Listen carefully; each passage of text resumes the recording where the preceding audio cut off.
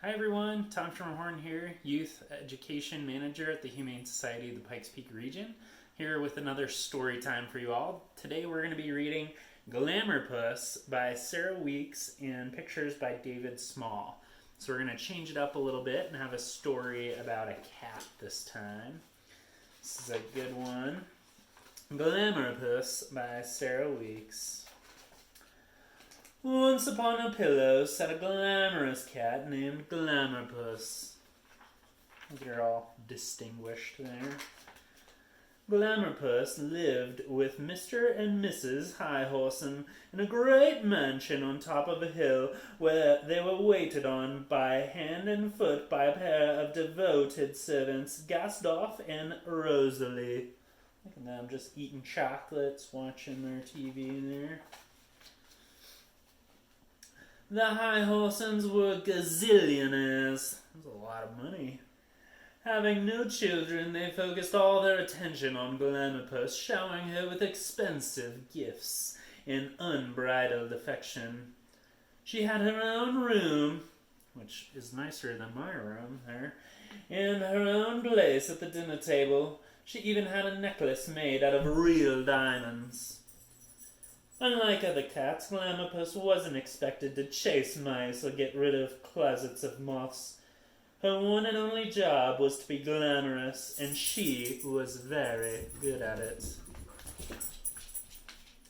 Glamourpuss didn't go downstairs, she descended. She didn't lie down, she reclined.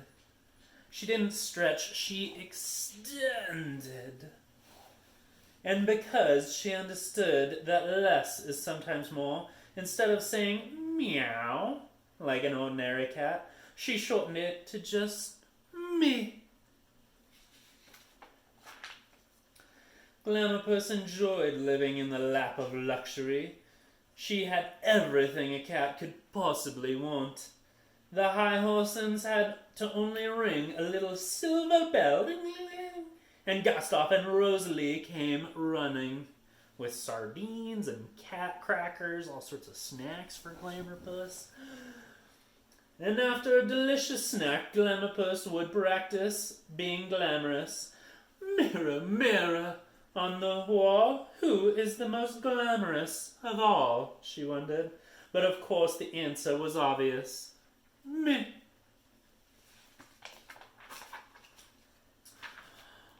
One day, Glamourpuss was fine-tuning some of her favorite expressions.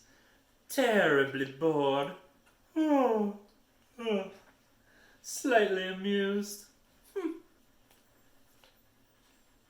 Hotly disdained. When the doorbell rang, ding dong, Mr. Highhorsen's sister, Eugenia, had come all the way from Houston, Texas. It appeared she was planning to stay a while. She did not come alone. Look at all that luggage that she brought with us. And one of them saying, pow wow. Glamourpuss took an instant dislike to Bluebell.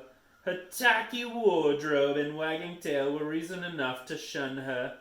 But, to make matters worse, Bluebell did tricks. First rate, boomed Mr. Highhorsen. Adorable, squeaked Mrs. Highhorsen. Have you ever seen anything more precious in your entire life? Drawled Eugenia. Why couldn't you just eat her up with a spoon? Absolutely, thought Glamourpuss, and she added a new expression to her repertoire. Utter disgust. Later, when no one was looking, Glamourpuss decided to show Bluebell a little trick of her own. She descended and reclined, and then, just at the right moment, she extended. And it looks like she tripped little Bluebell. She went plonk. Glamourpuss hoped Bluebell would get the message and stop trying to steal her thunder, but the next day, there she was again, parading around the house in another ridiculous outfit.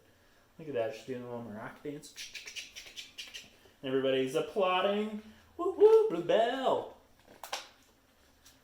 Let's see, it says, then right when Glamourpuss thought things couldn't get any worse, they did.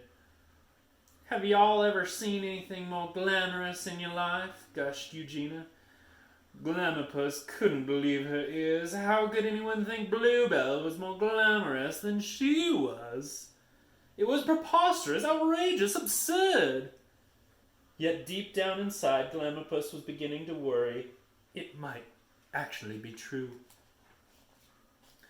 Later that day, while everyone was taking a nap, Glamourpuss borrowed one of Bluebell's outfits.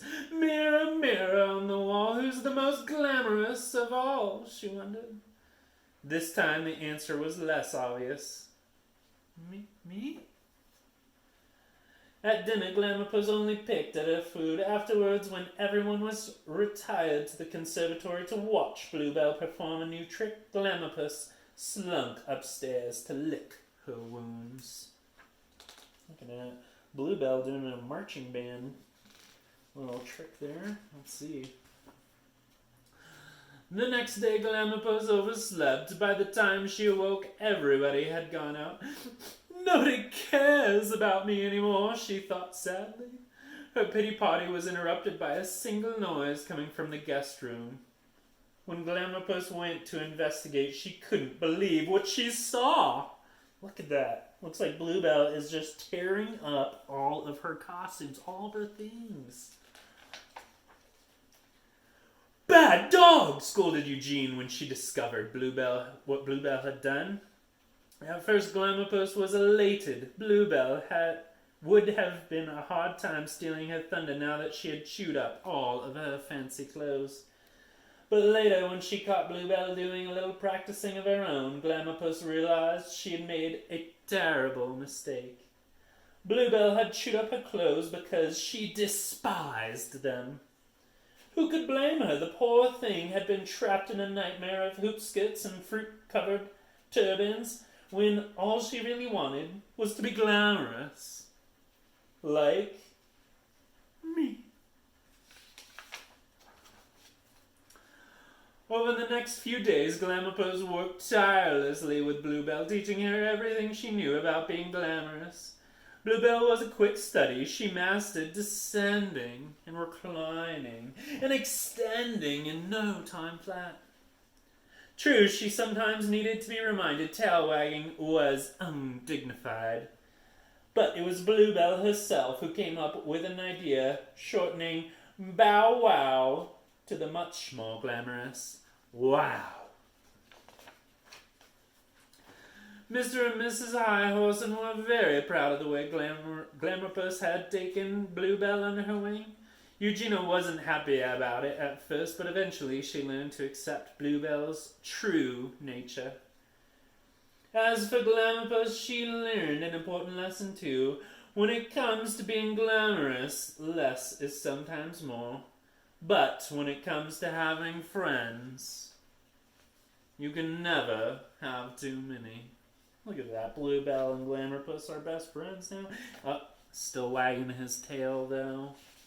Awesome. And that is the end of our story. Hope you guys enjoyed that today. Hope everybody out there is staying healthy and staying safe. Until next time, we'll see you then.